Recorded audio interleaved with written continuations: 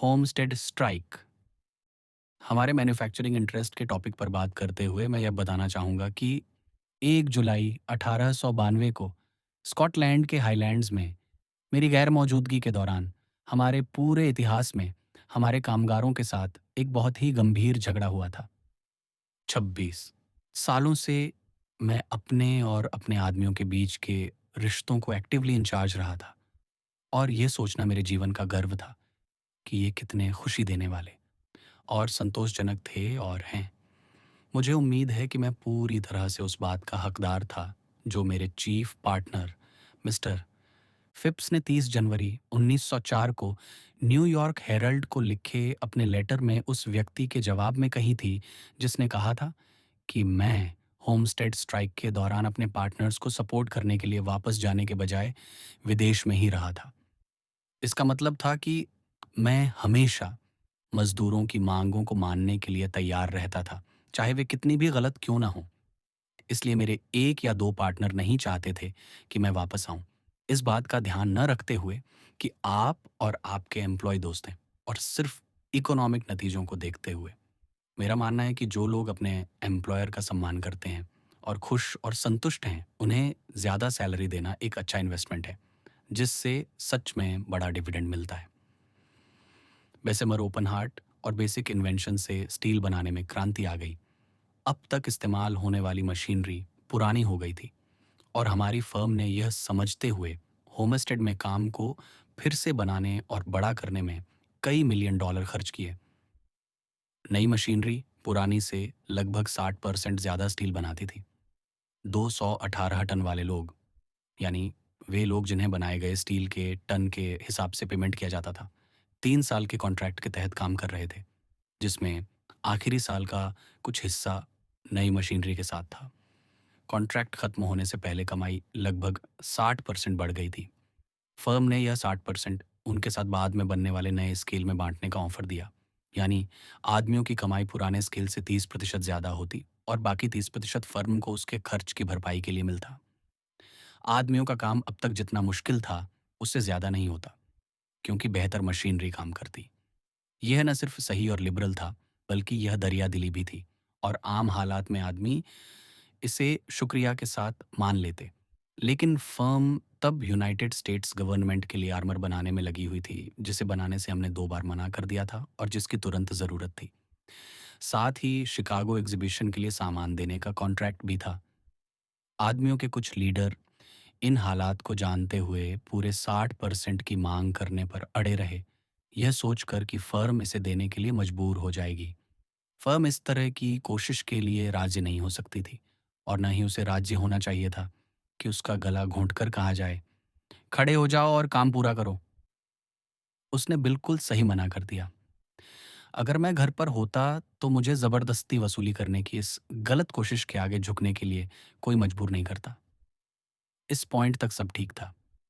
हमारे आदमियों के साथ मतभेद होने पर मैंने जो पॉलिसी अपनाई थी, वह थी सब्र से इंतज़ार करना, उनसे बात करना और उन्हें दिखाना कि उनकी मांगें गलत हैं, लेकिन उनकी जगह नए आदमियों को काम पर रखने की कोशिश कभी नहीं की, कभी नहीं।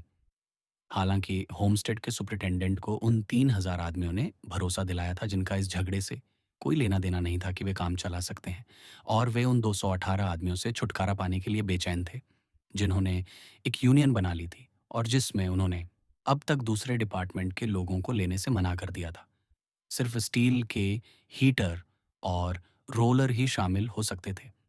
मेरे पार्टनर्स को इस सुपरिटेंडेंट ने गुमराह किया, जो खुद भी गुमराह था।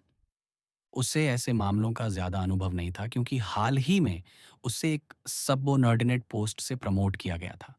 कुछ यूनियन वालों की गलत मांगों और 3,000 नॉन यूनियन वालों की राय कि वे गलत थीं, ने उसे यह सोचने पर मजबूर कर दिया कि कोई परेशानी नहीं होगी और मजदूर वैसा ही करेंगे जैसा उन्होंने वादा किया था।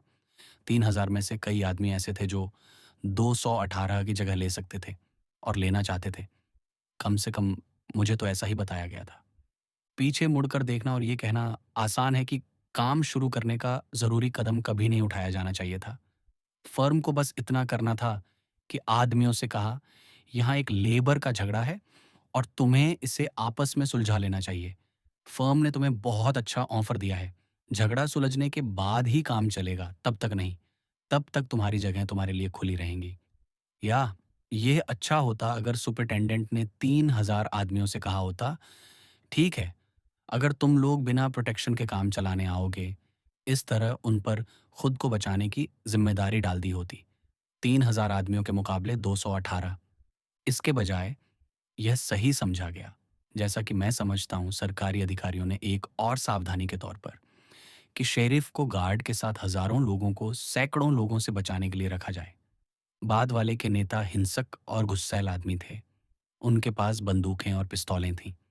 और जैसे ही यह साबित हुआ, वे हज़ारों लोगों को डराने में कामयाब रहे।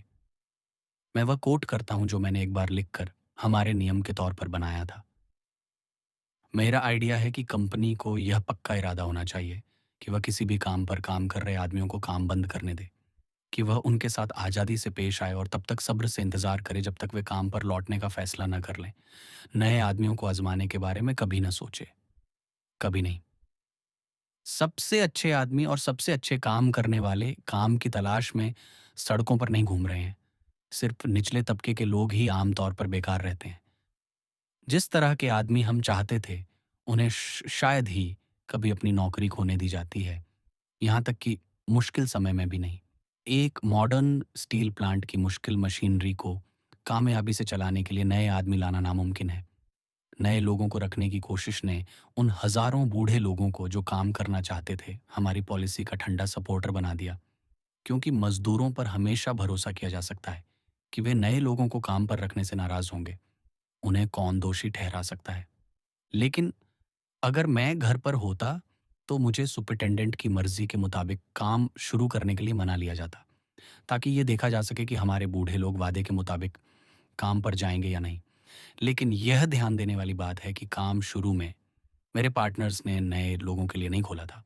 इसके उलट, जैसा कि मुझे लौटने पर बताया गया, हमारे हज़ारों बूढ़े लोगों की मर्ज़ी से खोला गया था। ये एक ज़रूरी बात है। सुपरिटेंडेंट की इस तरह की सलाह देने के लिए मेरे पार्टनर्स किसी भी तरह से बेगुनाह नहीं थे। हमारा नियम कि कभी नए लोगों को काम पर ना रखें, बल्कि बूढ़ों के लौटने का इंतज़ार करें, अब तक नहीं तोड़ा गया था। हड़ताल करने वालों के शेरिफ के अधिकारियों को गोली मारने के बाद दूसरी बार काम शुरू होने के बारे में यह कहना भी आसान है कि जब तक पुराने लोग वापस आने के लिए वोट नहीं करते, तब तक काम बंद रहता तो कितना अच्छा होता।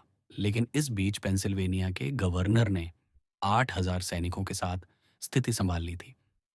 जब यह परेशानी शुरू हुई, तब मैं स्कॉटलैंड के हाईलैंड्स में घूम रहा था और मुझे इसके बारे में 2 दिन बाद तक पता नहीं चला। मेरी पूरी ज़िंदगी में इससे पहले या बाद में किसी भी चीज़ ने मुझे इतना गहरा दुःख नहीं पहुँचाया। होमस्टेड के अलावा मेरे बिज़नेस करियर में लगे किसी भी घाव का कोई दर्द नहीं बचा है। ये बिल्कुल ज़रूरी नहीं था। वे लोग बहुत ज़्यादा गलत थे। नई मशीनरी के साथ हड़ताल करने वाले नए स्केल के तहत हर दिन 4 से $9 कमा सकते थे। पुरानी मशीनरी से वे जो कमा रहे थे, उससे 30% ज़्यादा। स्कॉटलैंड में रहते हुए मुझे हमारे मज़दूरों की यूनियन के अफ़सरों से यह केबल मिला, मालिक, हमें बताइए कि आप हमसे क्या करवाना चाहते हैं और हम आपके लिए वह करेंगे। ये बहुत दिल को छूने वाला था, लेकिन अफ़सोस बहुत देर हो चुकी थी। शरारत हो चुकी थी, काम गवर्नर के हाथ में था, बहुत देर हो चुकी थी। विदेश में रहते हुए मुझे अपने उन दोस्तों से कई अच्छे मैसेज मिले जो हालात से वाकिफ़ थे और जिन्होंने मेरी उदासी का अंदाज़ा लगाया था। मिस्टर ग्लैडस्टोन का यह मैसेज बहुत अच्छा लगा। मेरे प्यारे मिस्टर कार्नेगी, मेरी पत्नी ने बहुत पहले ही आपकी बहुत-बहुत बधाई के लिए और मैंने भी धन्यवाद दिया है। लेकिन मैं यह नहीं भूलता कि आप खुद भी चिंताओं से परेशान रहे हैं और अमीर लोगों को उनके आम तौर पर अपनाए जाने वाले काम से ज़्यादा समझदारी वाले काम करने की आपकी बहादुरी भरी कोशिशों के सिलसिले में आप पर इल्ज़ाम लगाए गए हैं। काश मैं आपको पत्रकारों के इन इल्ज़ामों से आज़ाद कर पाता, जो अक्सर जल्दबाज, घमंडी या बुराई करने वाले, कटु, बुरे स्वभाव के होते हैं। मैं बस इतना ही करना चाहता हूँ, बहुत थोड़ा-सा, जो मेरे बस में है। यानी बस इतना कहना कि मुझे पूरा यकीन है कि जो कोई भी आपको जानता है, वह पानी के उस पार हुई बुरी घटनाओं, जिनके बारे में हम साफ तौर पर नहीं जान सकते कि वे कितने सही हैं, से ज़रा भी आपके उदार विचारों पर भरोसा नहीं करेगा या आपके पहले से किए गए अच्छे और महान काम की तारीफ नहीं करेगा। दौलत इस समय एक राक्षस की तरह है, जो इंसान की नैतिक ज़िंदगी को निगलने की धमकी दे रही है। आप उपदेश और उदाहरण से उसे उगलना सिखा रहे हैं। मैं तो आपका शुक्रिया अदा करता हूँ। मेरा यकीन मानिए, पूरी ईमानदारी से आपका। Sign, W. E. Gladstone.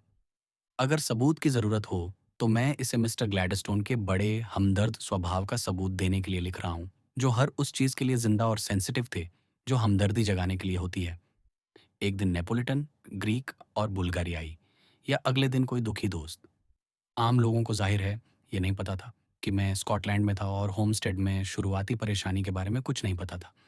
Carnegie works में मज़दूर मारे गए थे, जिसका मैं कंट्रोलिंग मालिक था।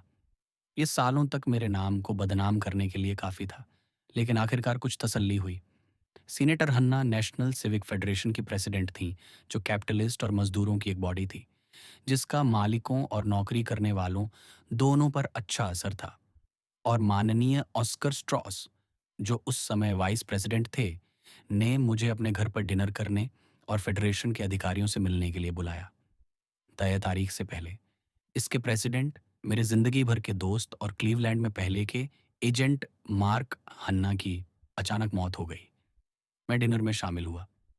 आखिर में मिस्टर स्ट्रॉस उठे और कहा कि मिस्टर हैना के वारिस के सवाल पर सोचा गया है और उन्हें यह रिपोर्ट करना है कि जिस भी लेबर ऑर्गेनाइजेशन से बात हुई, उन्होंने इस पोस्ट के लिए मेरा सपोर्ट किया है। वहाँ कई लेबर लीडर मौजूद थे, जो एक के बाद एक उठे और मिस्टर स्ट्रॉस की बात को सपोर्ट किया। मुझे इतना बड़ा सरप्राइज़, और मैं मानता हूँ, मेरा इतना शुक्रगुज़ार कोई याद नहीं। मुझे लगा कि मैं लेबर से अच्छा पाने का हकदार हूँ।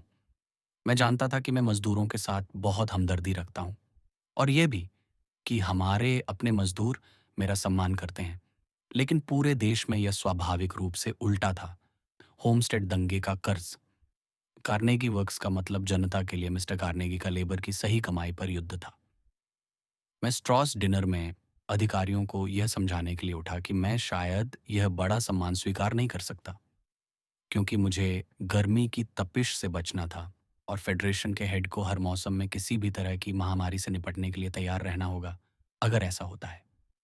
मुझे बहुत शर्मिंदगी हुई, लेकिन मैं सबको यह समझाने में कामयाब रहा कि यह मेरे लिए सबसे अच्छी श्रद्धांजलि थी, दुखी मन के लिए मरहम। मैंने ये कहकर बात खत्म की कि अगर मुझे एग्जीक्यूटिव कमेटी में अपने दुखी दोस्त की जगह चुना जाता है, तो मैं इसे सेवा करने में सम्मान की बात समझूंगा। इस पद के लिए मुझे एक मत से चुना गया था। इस तरह मुझे इस भावना से राहत मिली कि होमस्टेड दंगे और मजदूरों की हत्या के लिए आमतौर पर लेबर मुझे जिम्मेदार मानते थे। मैं इस सफाई का श्रेय मिस्टर ऑन्स्कर स्ट्रॉस को देता हूँ, जिन्होंने लेबर के सवालों पर मेरे शुरुआती दिनों के आर्टिकल और भाषण पढ़े थे, और जिन्हें उन्होंने मजदूरों के सामने अक्सर कोट किया था। एमालगमेटेड यूनियन के दो लेबर लीडर, वाइट ऑन शेफर, जो इस डिनर में थे, बोर्ड के अपने साथी मजदूरों को लेबर के मामले में मेरे रिकॉर्ड के बारे में बताने में भी कामयाब रहे, और वे ऐसा करने में नाकाम नहीं हुए। इसके बाद पिट्सबर्ग के लाइब्रेरी हॉल में मजदूरों और उनकी पत्नियों की एक बड़ी मीटिंग हुई, जिसमें मेरा स्वागत किया गया, और मैं उन्हें अपने दिल और दिमाग दोनों से संबोधित करता हूँ। एक बात जो मुझे याद है और हमेशा रहेगी, वह यह थी कि कैपिटल, लेबर और एम्प्लॉयर तीन पैरों वाली स्टूल हैं, न कोई एक दूसरे से पहले और न ही बाद में। सभी एक जैसे ज़रूरी हैं। फिर प्यार से हाथ मिलाया गया और सब ठीक हो गया। इस तरह अपने कर्मचारियों और उनकी पत्नियों से हाथ और दिल मिलाकर मुझे लगा कि एक बड़ा बोझ असरदार तरीके से उतर गया है। लेकिन उस जगह से हज़ारों मील दूर होने के बावजूद मेरा अनुभव बहुत बुरा रहा। होमस्टेड की परेशानी से जुड़ी एक घटना मेरे दोस्त रटगर्स कॉलेज के professor John C Van Dyke ने बताई। 1900 के वसंत में मैं कैलिफोर्निया की खाड़ी पर गुआमास से ला नोरिया वर्डे में एक दोस्त के रेंच पर गया था। सोनोरा के पहाड़ों में एक हफ्ते की शूटिंग करने की सोच रहा था। रैंच सभ्यता से काफ़ी दूर था, और मुझे उम्मीद थी कि वहाँ सिर्फ कुछ मैक्सिकन और कई याकी इंडियन मिलेंगे। लेकिन मुझे बहुत हैरानी हुई कि मुझे एक अंग्रेज़ी बोलने वाला आदमी मिला, जो अमेरिकन निकला। मुझे यह जानने के लिए ज़्यादा इंतज़ार नहीं करना पड़ा कि वह वहाँ क्यों आया था, क्योंकि वह बहुत अकेला था और बात करने को तैयार था। उसका नाम मैकल्की था और 1892 तक वो होमस्टेड में कार्नेगी स्टील वर्क्स में एक कुशल मैकेनिक था।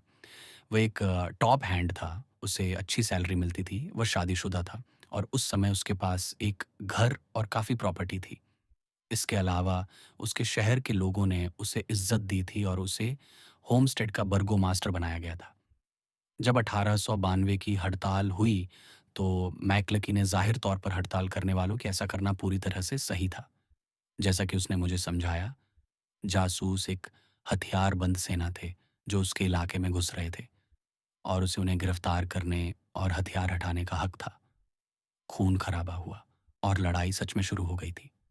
हड़ताल की कहानी बेशक सभी को अच्छी तरह पता है। हड़ताल करने वाले आखिरकार हार गए। जहाँ तक मैकलुकी की बात है, उस पर मर्डर, दंगा, देशद्रोह और मुझे नहीं पता कि और कौन-कौन से जुर्म के आरोप लगे थे। उसे राज्य से भागने पर मजबूर होना पड़ा, वह घायल हो गया। भूखा रहा, कानून के अधिकारियों ने उसका पीछा किया और तूफान थमने तक छिपने के लिए मजबूर हुआ। फिर उसे पता चला कि यूनाइटेड स्टेट्स के सभी स्टील वालों ने उसे ब्लैकलिस्ट कर दिया है और उसे कहीं भी नौकरी नहीं मिल सकती। उसके पैसे खत्म हो गए थे और आखिरी झटके के तौर पर उसकी पत्नी की मौत हो गई और उसका घर टूट गया। कई उतार-चढ़ाव के बाद उसने मेक्सिको जाने का फैसला किया और जब मैं उससे मिला, तो वह ला नोरिया वर्दे से लगभग 15 मील दूर खदानों में नौकरी पाने की कोशिश कर रहा था।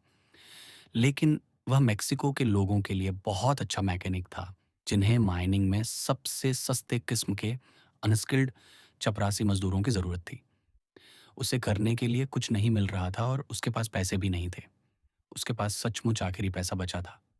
ज़ाहिर है, जब उसने अपनी बदकिस्मती की कहानी सुनाई, तो मुझे उसके लिए बहुत दुःख हुआ। ख़ासकर इसलिए क्योंकि वह बहुत समझदार इंसान था और अपनी परेशानियों के बारे में बेवजह रोता नहीं था। मुझे नहीं लगता कि मैंने उस समय उन्हें बताया था कि मैं मिस्टर कार्नेगी को जानता हूँ और होमस्टेड स्ट्राइक के तुरंत बाद स्कॉटलैंड के क्लूनी में उनके साथ था और न ही मैंने मिस्टर कार्नेगी से कहानी का दूसरा पहलू जाना था। लेकिन मैकलक्की मिस्टर कार्नेगी पर इल्ज़ाम न लगाने में काफ़ी सावधान थे। उन्होंने मुझसे कई बार कहा कि अगर एंडी वहाँ होता, तो यह परेशानी कभी नहीं होती। उन्हें लगता था कि लड़के एंडी के साथ बहुत अच्छे से घुल-मिल सकते हैं, लेकिन उनके कुछ पार्टनर्स के साथ नहीं। मैं 1 हफ्ते के लिए रैंच पर था और शाम को मैकलकी से काफ़ी मिलता था। जब मैं वहाँ से निकला, तो मैं सीधे टक्सन, एरिज़ोना गया और वहाँ से मुझे मिस्टर कार्नेगी को लिखने का मौका मिला और लेटर में मैंने उन्हें मैकलकी से खुश लग रहा था और अपनी खुशी के लिए उसने एक मैक्सिकन पत्नी भी रख ली थी। और अब जब उसका आसमान साफ हो गया था, तो मैं उसे अपने ऑफ़र के बारे में सच बताने के लिए बेचैन था, ताकि वह उन लोगों के बारे में गलत ना सोचे, जिन्हें उससे लड़ने के लिए मजबूर किया गया था। इसलिए उसे छोड़ने से पहले मैंने कहा, मैकल्की, मैं चाहता हूँ कि तुम अब ये जान लो कि मैंने तुम्हें जो पैसे ऑफ़र किए थे, वे मेरे नहीं थे। वह एंड्रयू कार्नेगी के पैसे थे। यह उसका ऑफ़र था, जो मेरे ज़रिए दिया गया था। मैकलकी काफ़ी हैरान था और वह बस इतना ही कह सका, अच्छा, ये तो एंडी की तरफ से बहुत बुरा था, है ना? मैं मैकलकी के उस फैसले को स्वर्ग के पासपोर्ट के तौर पर लेने का रिस्क लेना पसंद करूंगा, बजाय इसके कि इंसान के बनाए सभी धार्मिक सिद्धांतों को मानूं। मैं मैकलकी को एक अच्छे इंसान के तौर पर अच्छी तरह जानता था। कहा जाता था कि होमस्टेड में उसकी प्रॉपर्टी की कीमत $30,000 थी। उससे पुलिस अफसरों को गोली मारने के जुर्म में गिरफ्तार किया गया था, क्योंकि वह बर्गोमास्टर था और होमस्टेड की मेंस कमेटी का चेयरमैन भी था। उसे सब कुछ पीछे छोड़कर भागना पड़ा। इस कहानी के छपने के बाद अखबारों में यह स्किट छपा, क्योंकि मैंने कहा था कि मैं अपनी कब्र पर मैकलकी के कुछ शब्द किसी और लिखावट के बजाय लिखवाना चाहूँगा, क्योंकि इससे पता चलता था कि मैं हमारे एक कामगार के साथ अच्छा बर्ताव कर रहा था। बस ऐसे ही। Sandy on Andy. ओह! क्या तुमने सुना है कि एंडी अपनी कब्र पर क्या करने वाला है, जब उसका सोना चला गया हो और मौत ने उसकी मौत पर मुहर लगा दी हो? कोई भी पवित्र ग्रंथ की लाइन श्रद्धांजलि के साथ अच्छी नहीं है, जिसे डीलर हमेशा संभाल कर रखते हैं। लेकिन बस ये बेतुका बकवास, ये एंडी की बहुत बुरी बात है। अच्छा, स्कॉट उन समाधि लेखों पर हँसता है जो सिर्फ़ चापलूसी करने के लिए होते हैं, लेकिन कभी इतने गंदे नहीं होते और ये कोई हँसी की बात नहीं है। फिर भी अगर वह अपनी सारी बकवास छोड़ देता है, तो वह एक शानदार इंसान है और हम उसका ये हक मान लेंगे, क्योंकि ये एंडी की खूबी है। कोई बड़ा डी नहीं होना चाहिए और फिर उसके बाद एक डैश, क्योंकि एंडी इसे और भी आसान बनाने की कोशिश करके शब्द को खराब कर देगा। वह शब्दों का खेल खेलने वाला या आराम देने वाली बातें करने वाला लड़का नहीं है। वो एक सीधा-सादा सीधा इंसान है और ये एंडी की खूबी है। इसीलिए जब वह मर जाएगा तो हम उसकी बात ध्यान से सुनेंगे और जैसा वह कहेगा वैसा ही लिखेंगे। हम इसे उसकी कब्र के पत्थर पर खुदवाएँगे और उसके ताबूत पर मुहर लगाएँगे। जो अमीर है, वह बदनाम है, वह कहता है, और पक्का मेरा नाम सैंडी है। वो कोई अमीर आदमी नहीं होगा जिसे वह मरवाएगा। ये एंडी पर लानत है।